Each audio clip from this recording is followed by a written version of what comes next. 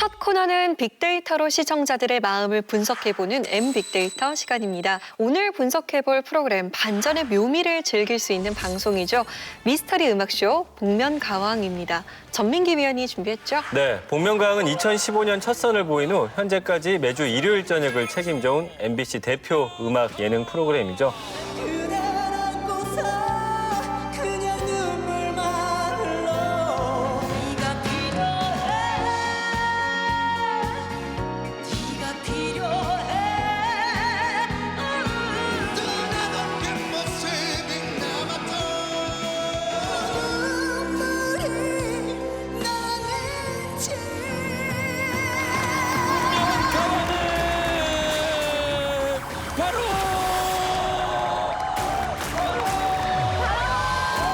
미스터리 음악쇼 복면가왕.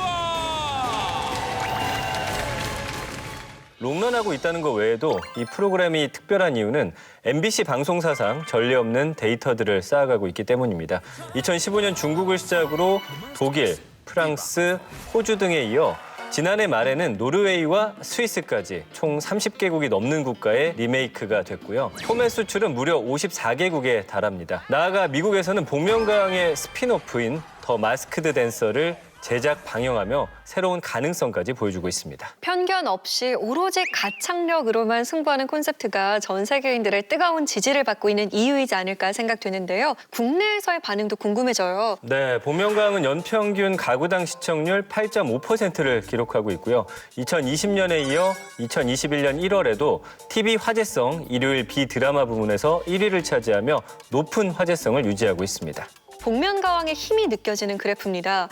자, 그렇다면 위원들은 최근의 복면가왕 어떻게 보고 계신가요? 시청률에서도 나오지만 기본 재미를 항상 보장해주는 프로그램인 것 같아요. 결국에는 프로그램 포맷을 굉장히 미리 잘 만들어놨기 때문에 가능하다고 생각을 하거든요. 이게 뭐 해외에서 포맷 수출이 되는 것도 그렇지만은 기획 자체가 굉장히 좋은 게 우선은 그 일정 수준의 어떤 가창, 경연이라고 하는 포맷이 있고 그 안에서 누가 이제 그 복면을 벗었을 때 누가 나올 것인가 기대하고 또 추리하는 재미가 있고 또 그러면서 이제 그 토너먼트에서 이제 강하게 또 얼마나 몇 연승을 할 것이냐 또 그런 걸 기대하는 서사들 이런 것들이 우리가 그 포맷 안에서 기대할 수 있는 재미들이 꾸준히 나오기 때문에 재미있게 볼 수 있는 것 같은데 다만 이제 예전처럼 복면을 벗었을 때 막 오, 저 사람이 등장하다니 그런 재미는 사실 분명히 좀 떨어지지 않았나 그런 느낌이 있고 가령 뭐 임재범 씨나 조용필 씨나 뭐 이선희 씨 같은 좀 전설적인 가수가 오지 않는 이상은 화제성을 만들기 조금 어렵지 않을까라는 아쉬움이 약간 있습니다. 또 한편으로는 방청객이 없다 보니까 약간 반전이 약해졌다 이런 느낌도 들어요. 복면가왕의 포맷이 정체를 모르는 상태에서 노래 실력만으로 평가를 하는 것인데 방청객이 있을 때는 그래도 다양한 어떤 방청객들이 있기 때문에 어떤 주에는 이런 노래가 더 높은 평가를 받고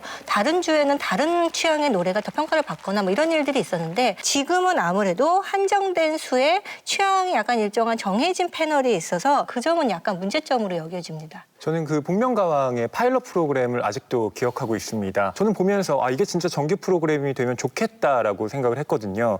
이름값이 아니라 정말 노래만으로 승부를 한다는 점에서 포맷은 단순하지만 블라인드 채용 같은 이런 공정성에 대한 것까지 이 프로그램이 어쩌면 담아내고 있는 것이 아닌가? 가수가 아닌 다른 분야의 어떤 유명인들이 의외의 노래 실력을 뽐낸다든가 한때는 아주 주목을 받았던 가수였지만 좀 잊혀져 있다가 몇 주 연속 가왕을 차지하면서 다시 인기를 얻는 이러한 방식 자체가 사람들에게 성공에 대한 그런 기대도 좀 품게 만들고요. 또 그 나는 가수다라는 MBC의 방송 이후로 그 어떤 노하우가 좀 계속 쌓여온 게 아닌가 싶기도 한데 라이브 연주를 통해서 최대한 그 출연자들이 자신의 실력을 발휘할 수 있도록 배려를 한 점 그리고 다듬어서 음원의 형태로 내보낸단 말이죠. 그래서 그게 선순환 방식을 이루는 그 구조까지 잘 만들어내서 아무래도 이 복면가왕이라고 하는 프로그램 자체가 꾸준히 이어지겠다 하는 생각을 갖게 만듭니다.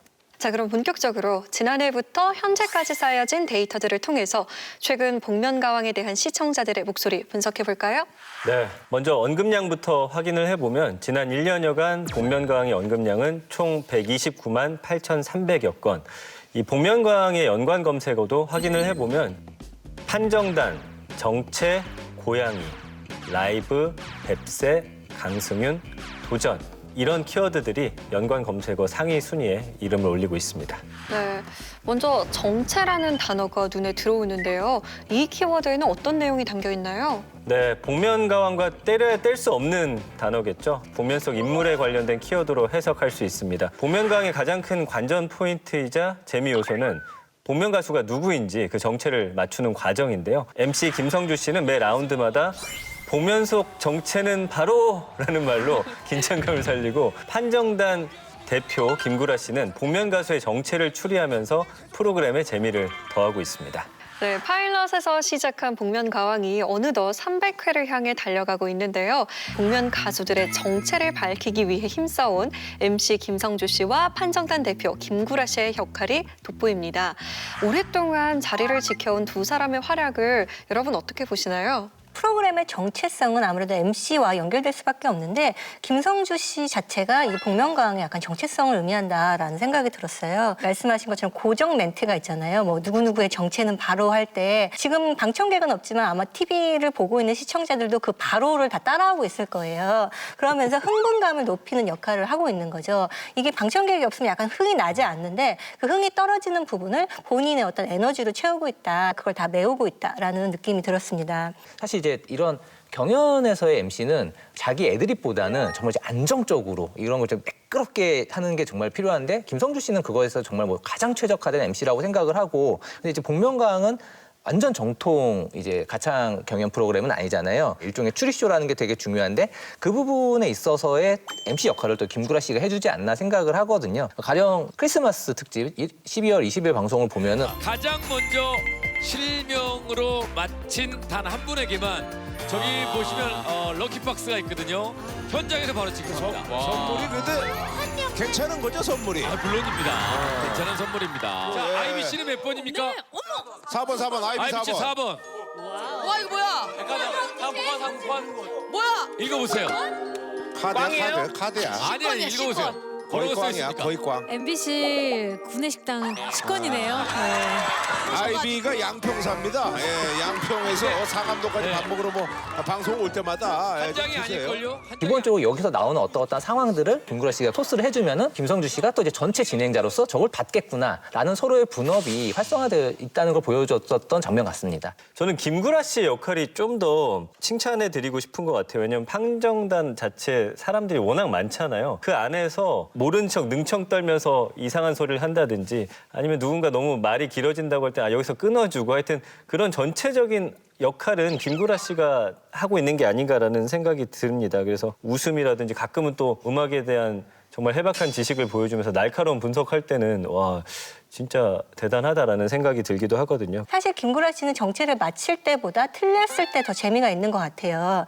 가령 이제 1월 31일 회차에서 이달의 소녀 이브가 유자차로 출연을 했는데 사람들이 이제 그중에 누구 판정단 중에 한 명이 이브인 것 같다라고 말을 하니까 김구라 씨가 이브는 유자차보다 체격이 아담하다 이렇게 말했는데 여지없이 틀렸거든요. 굉장히 또 그럴 때 호언장담을 하죠. 네, 호언장담을 하면서 마치 이브를 잘 아는 양 사실 잘 알 것 같지 않은데 오히려 더 재미있고 이런 상황을 만드는데 자신의 역할을 다하고 있다고 보이고요. 요새는 이제 독특한 추측을 하는 현영 씨가 굉장히 패널에서 활약을 하고 있는데 혹시 이 얼음님이 제가 몇 주 동안 계속 막 얘기해서 저 때문에 찾아오신 분이에요?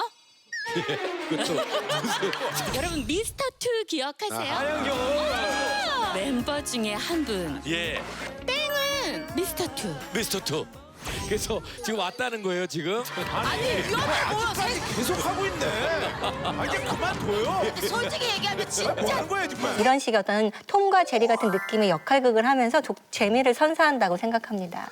복면가왕이 오랜 시간 흔들림 없이 사랑받을 수 있었던 건 그 배경엔 굳건히 자리를 지켜온 김성주, 김구라 씨의 역할이 컸던 것 같습니다. 자, 그럼 다음 키워드 볼까요? 고양이가 눈에 띄네요. 네, 고양이는 복면가왕의 137대부터 144대까지 8연승 가왕의 주인공 부뚜막 고양이에 관련된 키워드입니다.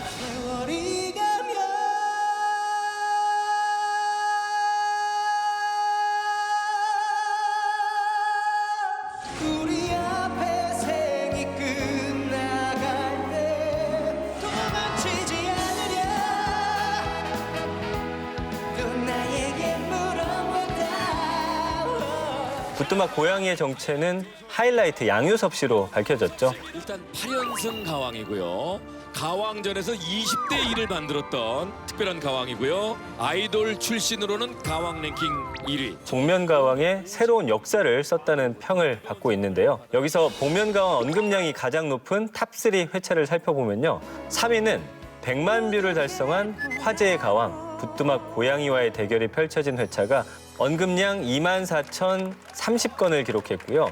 주윤발의 7연승을 저지한 새로운 가왕, 방패의 첫 번째 방어전이 언급량 38,004건으로 2위를 차지했습니다. 복면가왕에서 언급량이 가장 많았던 회차는 부뚜막 고양이의 마의 4연승 도전기가 언급량 47,384건으로 1위를 기록했습니다. 지난해부터 현재까지 부뚜막 고양이 외에도 낭랑 18세, 주윤발, 장미여사, 숨은 그림 찾기, 집콕 등 쟁쟁한 실력을 자랑하는 복면 가왕들이 탄생했습니다. 지난 1년여간 탄생한 가왕들 가운데 가장 인상적이었던 인물을 꼽아주신다면요? 역시 아무래도 최근에 부뚜막 고양이가 가졌던 힘이 있는 것 같아요. 요새처럼 이렇게 어려운 시기를 지나가는 사람에게 위로를 주고 싶다라는 어떤 그런 마음이 느껴졌고, 사실 이것이 우리가 음악에서 찾는 위로가 아닐까라는 생각을 했거든요. 특히 이제 종현 씨 3주기에 불렀던 종현의 하루의 끝 같은 경우에는 수고했어요. 정말 고생했어요. 내게도 내 어깨가 뭉툭한 나의 두 손이. 이 노래 자체가 힘든 하루를 보내고 돌아오는 사람을 위로하는 가사예요. 그런데 동시에 이제 같이 활동했던 동시대의 아티스트에 대한 어떤 경의와 애정이 느껴져서 한층 더 감동이 깊었고, 그래서 어떤 부뚜막 고양이가 가진 힘이 있었다라는 그런 생각이 들었습니다. 빅데이터 키워드 중에서 강승윤 씨 이름이 나왔는데 저는 이제 6연승 가왕 주윤발, 정확히 말하면 저는 강승윤 씨가 되게 인상 깊었던 것 같아요. 주윤발도 주윤발인데 그 가면 안에 강승윤 씨가 가장 기억에 남는데 3연승에 도전해서 그 거짓말을 불렀을 때 모든 추억들은 버리는 거고 역시 나는 자격이 없는 거지. 거짓말, 오 거짓말.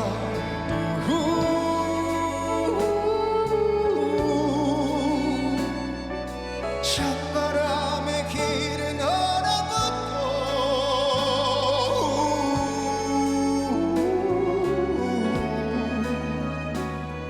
나도 새하얗게 얼어버렸네. 지금까지의 가왕과는 다른 스타일의 가왕이다라고 저는 생각했어요. 노래가 끝난 다음에. 네. 가왕이 되고 나면 어떻게 하면 더 관객들에게 좀 더 좋게 전달할 수 있을까를 고민을 하거든요. 근데 이번에 주윤발 님이 하시는 스타일을 계속 봤는데 되게 본인한테 솔직하게 노래하고 계시고 예. 몸 쓰는 게 굉장히 좋으신 것 같아요. 저는 그게 이제 사실은 그 강승윤 씨가 갖고 있는 서사와 되게 딱 맞아떨어지지 않나, 그 부분을 이석훈 씨가 굉장히 잘 캐치하는 게 아닌가라는 생각이 들었거든요. 모 케이블 오디션 프로그램으로 정말 혜성같이 등장해서 정말 어떤 약간 앙팡 테리블이라고 하죠. 정말 젊고 자신감 넘치는 그런 모습으로 굉장히 사랑을 받았다가 이제 좀 데뷔 이후에는 약간은 좀 본인하고 맞지 않는 옷이라고 해야 될까, 좀 그런 느낌의 활동이 저는 있었다고 생각을 하거든요. 주윤발의 6연승이 우리에게도 굉장히 즐거운 경험이었지만 강승윤이라는 가수에게도 굉장히 즐겁지 않았을까. 그리고 강승윤이라는 가수가 처음 등장했을 때 내가 기대했던 모습을 이제 앞으로 또 계속 볼 수 있게 되지 않을까라는 생각을 하게 됐습니다. 저도 말씀을 보태고 싶은데요. 강승윤 씨, 그러니까 주윤발이 등장을 했을 때 그때 가왕이 낭랑 18세.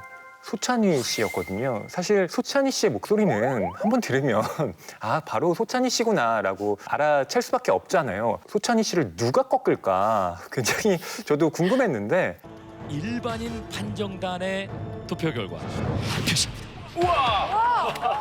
너무나도 행복해진 나는 자꾸 눈물이 나는지. 내가 외로워질 때면 그날을 생각하고 122대 복면 가왕은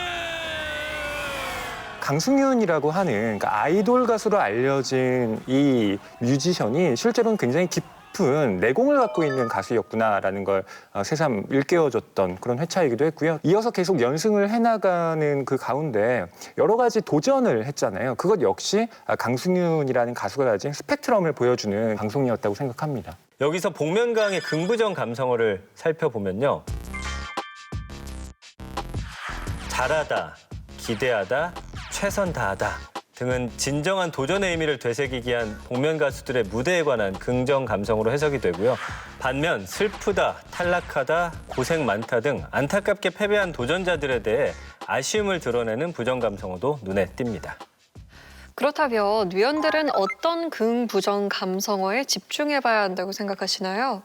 저는 찾아봤는데 3년 전에 탐나는 TV 8회차 때 엠빅데이터에서 복면가왕을 다뤘더라고요. 3년 전 거랑 좀 비교를 해보고 싶은데 전체적으로 비슷한데 차이가 나는 게 있었는 게 긍정 감성어에서 그 당시에 3년 전에는 뭐가 있었냐면 화제, 대박, 추천하고 싶다가 있더라고요. 그러니까는 이것이 똑같이 긍정 검색어긴 하지만은 전 훨씬 능동적인 감정의 그런 긍정 검색어라고 생각을 하거든요. 그러니까는 화제, 대박, 추천하고 싶다 이런 거는 아무래도 이제 압도적인 화제의 무대들, 그걸 보고서 대박이다, 추천하고 싶다라는 그런 감정들을 보여주는 게 아닌가 싶고, 그렇다면 이제 현재 복면가왕 무대가 그때보다 못하진 않겠지만은 분명히 이제 처음에 그런 무대를 봤을 때 어떤 환희나 어떤 놀라움 같은 것들이 지금은 이제 보는 시청자들에게 그대로 이제 경험으로서 오고 있지는 않기 때문에 그런 검색어가 좀 부족하지 않나라는 걸 좀 보여주는 그런 비교를 할 수 있을 것 같습니다. 부정 감성으로는 슬프다와 울다가 있었는데 사실 이게 부정이라고 하지만 저는 부정적인 단어라고 생각하지는 않아요. 가령 이제 부뚜막 고양이가 가왕 방어전에서 불렀던 드라마 나의 아저씨 OST인 쏜디아의 어른만 해도 사실은 이 노래를 듣고 굉장히 많은 사람이 울었어요. 아플 만큼 아팠다 생각했는데 아직도 한참 남은 건가 봐. 나는 내가 되고 별은 영원히 빛나고 잠들지 않는 꿈을 꾸고 있어. 바보 같은 나는 내가 될 수 없단 걸 눈을 뜨고야 그걸 알게 됐죠.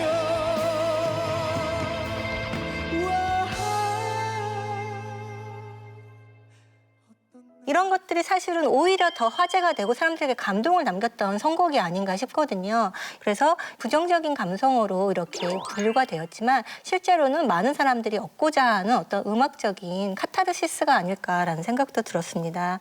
이 복면가왕을 둘러싼 긍부정 감성어가 저는 다 밀접하게 연결되어 있다고 생각을 합니다. 긍정 감성어를 그냥 풀이를 한다면 최선을 다해서 감미로운 목소리를 들려주는 도전자들에 대한 기대를 반영하고 있다. 그리고 부정 감성 언어를 그대로 또 풀이를 하면 최선을 다하기 때문에 고생이 많고 또 어쩔 수 없이 탈락자가 나오기 때문에 슬프다. 네, 이렇게 다 조합은 되거든요. 그래서 이러한 반응들이 결국엔 복면가왕 자체가 많은 사람들에게 좋은 반응을 얻고 있다라는 걸 좀 방증해주는 그런 긍부정 감성어라고 생각을 하고요. 다만 이 부정 감성어 중에 부족하다라는 단어가 있더라고요. 근데 이 부족하다가 프로그램 자체의 완성도가 부족하다는 것인지 아니면 출연자의 노력, 여러 가지 것들 중에 뭐가 대체 여기에 해당되는 건지를 제작진들이 좀 고려할 필요가 있다고 봅니다. 감성어를 통해 복면가왕 출연자들에 대한 시청자들의 마음 확인할 수 있었는데요. 복면가왕에는 가수뿐만 아니라 배우, 코미디언, 나아가 해외 유명 스타까지 자신의 정체를 감춘 채 출연해서 즐거움을 선사하고 있죠. 최근엔 멘보샤로 숨길 수 없는 끼를 뽐낸 제재 씨가 화제가 되는가 하면요. 슈퍼주니어 출신 배우 김기범 씨가 출연해서 팬들에게 선물 같은 시간을 전하기도 했습니다. 자, 이처럼 비록 가왕 자리에는 오르지 못했지만 잊지 못할 반전 무대를 선보인 인상 깊은 도전자가 있을까요?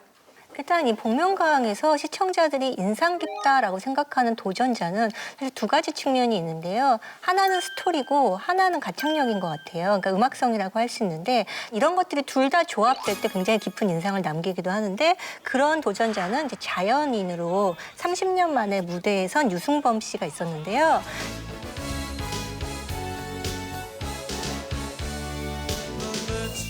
누굴 보고 있는 거야 웃고 있을 거라 생각하지만 많은 것을 바라지 않아 그저 사랑의 눈빛이 필요할 뿐이야 나의 마음 전하려 하고 너의 눈동자는 다른 말을 하고 있잖아 질투 OST는 정말 국민가요라고 할 정도로 모든 사람이 다 알던 노래인데 그 이후에는 활동을 많이 안 하셨어요. 그래서 어떻게 됐는지 약간 궁금했는데 여전히 노래 실력이 건재하고 이렇게 3라운드까지 올라가게 되면서 사람들에게 그때 그 가수가 있었지라는 어떤 추억을 소환하는 그런 느낌이 있었습니다. 그리고 이제 최진실 씨를 기억하는 많은 팬들에게 약간 추억을 불러일으키는 약간 감상적인 시간이 됐거든요. 그래서 한층 더 기억에 남고 가슴 뭉클한 그런 시간이 되지 않았나라는 생각이 듭니다. 그 박현주 의원님께서 이제 스토리 아니면 가창이다라고 말씀을 해주셨는데 사실 이제 그 스토리라고 하는 거는 결국에는 그 스토리의 맥락을 내가 얼마나 이제 공유하고 있느냐에 따라서 시청자의 그 느낌이 되게 다르잖아요. 그런 면에서 저는 정말 이제 제 세대적인 걸 생각했을 때 지난해 11월에 탱고로 출연했었던 그 주주클럽 주다인 씨가 등장했을 때 되게 놀라고 되게 반가웠어요. 정말 이제 또 잊고 있던 나의 청춘을 발견한 느낌이었는데.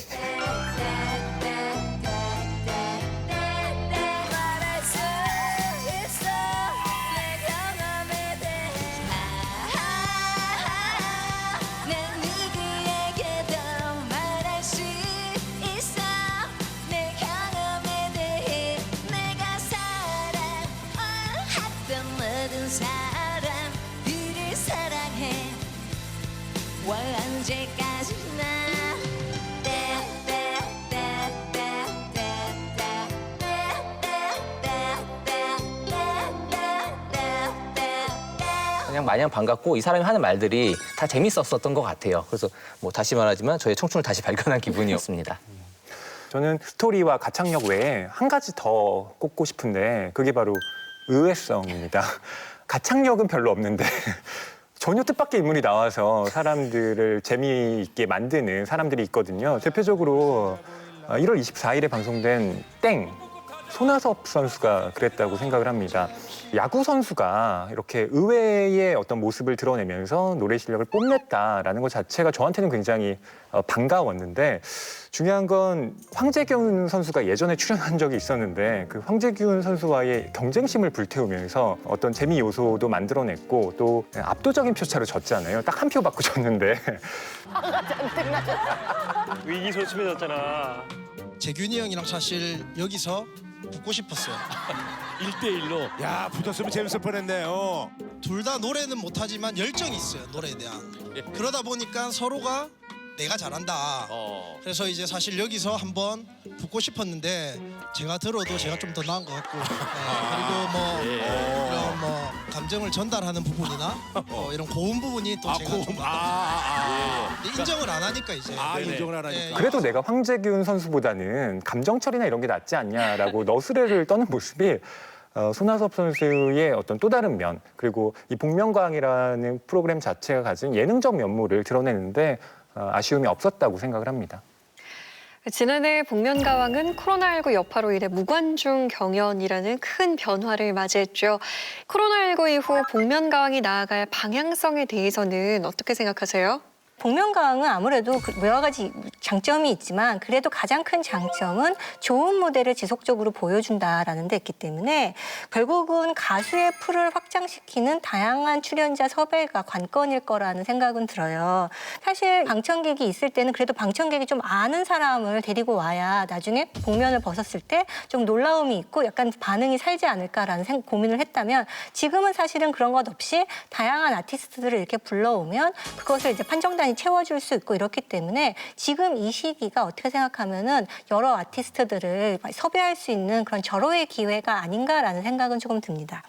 지금 뭐 복면가왕 출연자 심사위원하고 이제 가수가 전부잖아요. 결국에는 무대가 더 중요해지지 않았나. 그래서 그 음악의 힘에 좀 더 의지해야 되는 그런 상황이 아닌가. 그리고 오히려 관객이 없기 때문에 그 무대 중간중간에 이제 관객으로 카메라가 이동하지 않잖아요. 그 오히려 무대를 좀 더 집중하게 만들어주는 힘도 긍정적인 면도 분명히 있기 때문에 그런 부분들을 좀 더 힘써주면 어떨까 싶습니다. 사실 현재 코로나 시기에 뭐 수많은 자영업자들이 힘들지만 사실 공연계가 정말 타격이 엄청나게 컸거든요. 그래서 코로나가 좀 잠잠해지고 이제 이런 일반인 판정단이 오게 됐을 때 어디에 관객으로서 공연을 본다고 하는 것이 코로나 이전 시대에 누렸었던 어떤 굉장히 소중한 일이었구나. 그리고 이제 그동안 코로나 때문에 포기해야 됐었던 일상의 즐거움을 좀 되찾아주는 의미의 무대를 보여줘야 되지 않을까라는 생각을 했습니다. 앞서 나온 의견에 귀 기울여서 세계적인 예능이라는 명성에 발맞춰 성장하는 그런 복면가왕이 되기를 기대하겠습니다.